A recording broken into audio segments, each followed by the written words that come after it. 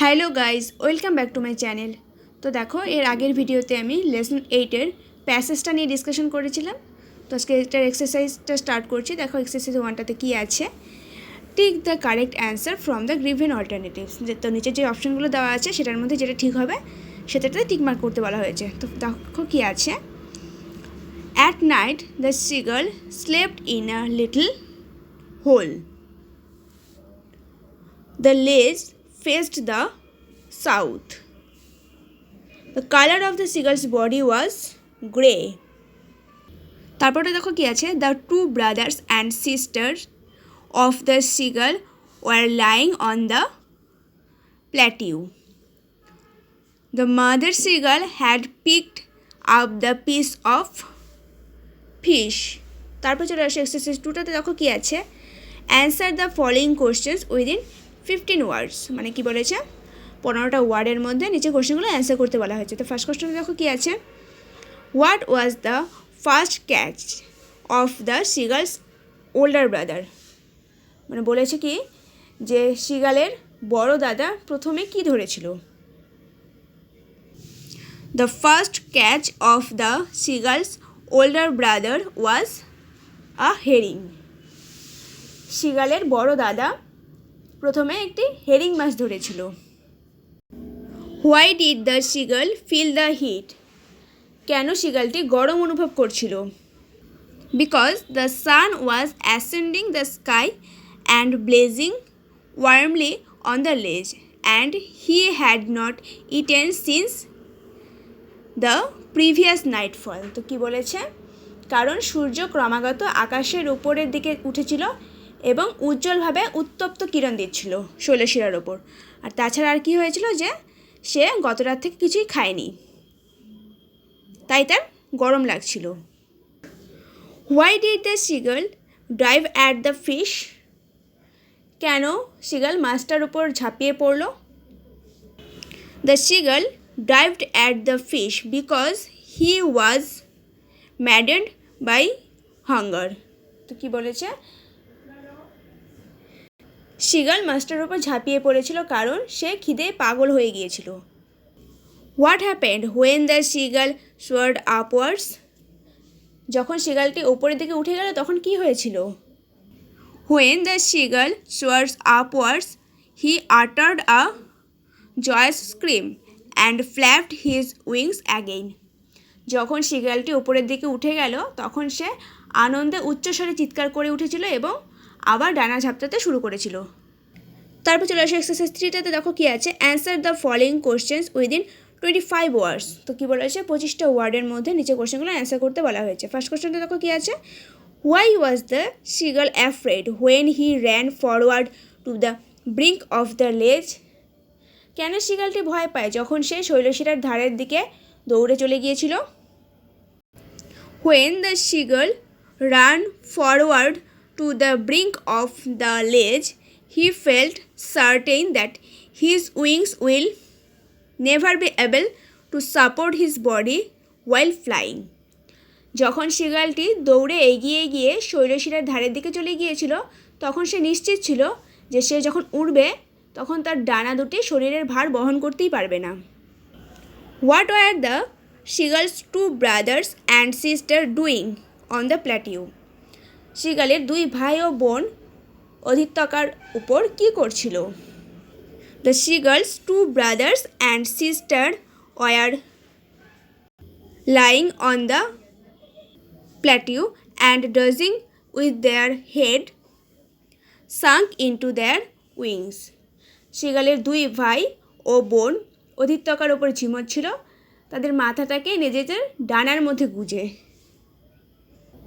What happened after the seagull's feet sank into the sea. সিগালের পা দুটো সমুদ্রে ডুবে যাওয়ার পর কী ঘটেছিল। After his feet sank his belly touched the water he stopped sinking and started to float on the water.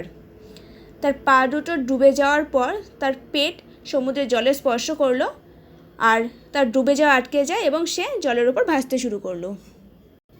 তারপর চলে আসে এক্সারসাইজ 4টাতে। দেখো কি আছে, change the parts of speech of the given word in the chart.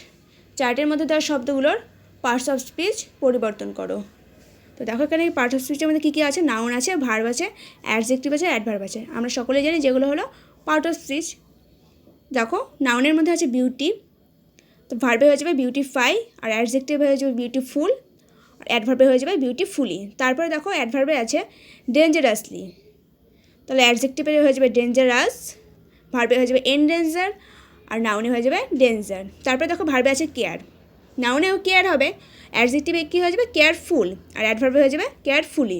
তারপরে দেখো আছে strongly অ্যাডভার্বে, তো অ্যাডজেক্টিভে হয়ে যাবে স্ট্রং, ভার্বে হয়ে যাবে স্ট্রেংথেন, আর নাউনে হয়ে যাবে স্ট্রেংথ। তারপর দেখো এক্সারসাইজ 5টাতে কী আছে, rewrite the sentences changing the form of the underline words as directed. তো কী বলেছে যে বাক্যগুলোর যেখানে যেখানে আন্ডারলাইন করা আছে সেই শব্দগুলোর রূপ পরিবর্তন করে নির্দেশ অনুসারে পুনরায় লেখো। তো আমি সাইডে সাইডে লিখে দিয়েছি, দেখো একটু। এখানে ছিল অনেস্টি, অনেস্টিটাকে কী করতে বলেছিল, অ্যাডজেক্টিভ ফর্মে চেঞ্জ করতে বলেছিল। অনেস্টির অ্যাডজেক্টিভ ফর্মটা হয়ে যাবে কি অনেস্ট। তারপরে দেখো আছে কাইন্ডনেস, কাইন্ডনেসটাকে অ্যাডভার্ব করতে বলেছিল, হয়ে যাবে কাইন্ডলি। ব্রাইটলি এটাকে বলেছিল নাউন করতে, ব্রাইটনেস। জাজমেন্টটাকে বলেছিল ভার্ব করতে, এটা হয়ে যাবে জাজড। তারপর চলে আসে এক্সারসাইজ 6টাতে, দেখো কী আছে, write a paragraph within 100 words on the water cycle using the following flow chart. তো কী বলেছে,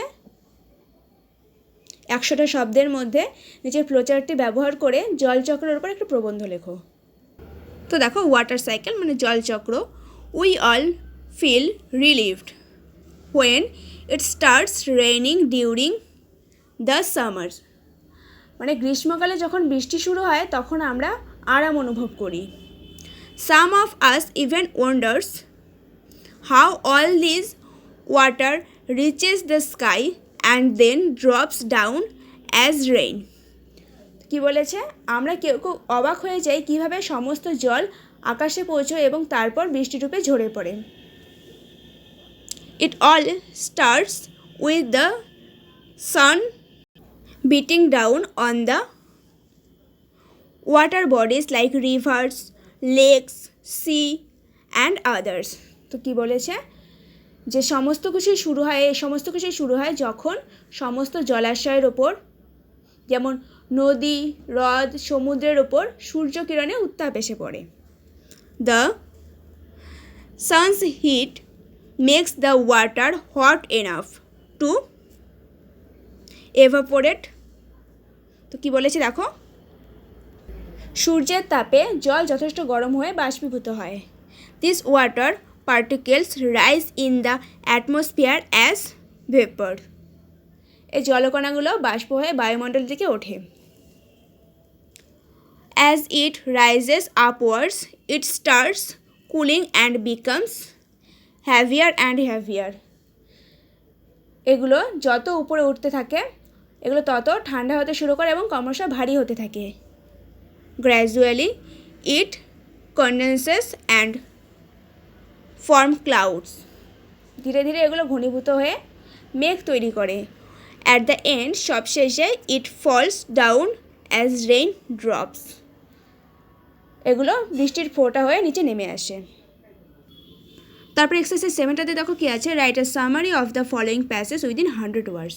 তো কী বলেছে, যে প্যাসেজটা পড়ে বা নিচের প্যাসেজটা ফলো করে 100টা ওয়ার্ডের মধ্যে একটা সামারি লিখতে বলা হয়েছে। তো দেখো, people communicate with one another everyday. প্রতিদিন লোকেরা একে অপরের সাথে যোগাযোগ করে। Animals interact both verbally and non verbally. পশুরা কথার মাধ্যমে বা আকার ইঙ্গিতে একে অপরের সাথে আলাপ করে। Birds can interact by singing.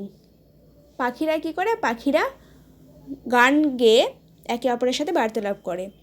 Mail blackbirds sing to attract other blackbirds. কী বলেছে, পুরুষ ব্ল্যাকবার্ড পাখিরা অন্য ব্ল্যাকবার্ডদের আকৃষ্ট করে গান গেয়ে। These songs are encoded messages and also used to keep off others from their territory. Whales groan and grunt, dolphins and purposes, whistle and click which are received by mates. Animal also communicate by body language. Dominant hyenas exhibit by raising their fur hackles, while the submissive ones surrender to them by crouching their head low, curling their lips, and revealing their poisonous insects like wasps have brightly painted bodies, informing others of their power. তো এখানে কি বলেছে দেখো, সব প্রাণীরাই তো একে অপরের সাথে বার্তালাপ করে, মানে একে অপরের সাথে সব প্রাণীরাই কথা বলে মানুষের মতো। তা সেটা তারা কী কীভাবে বলে, কেউ কেউ অঙ্গভঙ্গির সাহায্যে, কেউ কেউ গান গেয়ে, আবার কেউ কেউ শিকার ধরার সময় কিভাবে তাদের সাথে কথা বলে, সেগুলো এখানে বলা হয়েছে। তো এই সামারিটা দিয়ে লেসন 8টা কমপ্লিট হয়ে গেল। তো লেসন 9 থেকে এরপর দিন ডিসকাশন স্টার্ট করব। So thank you.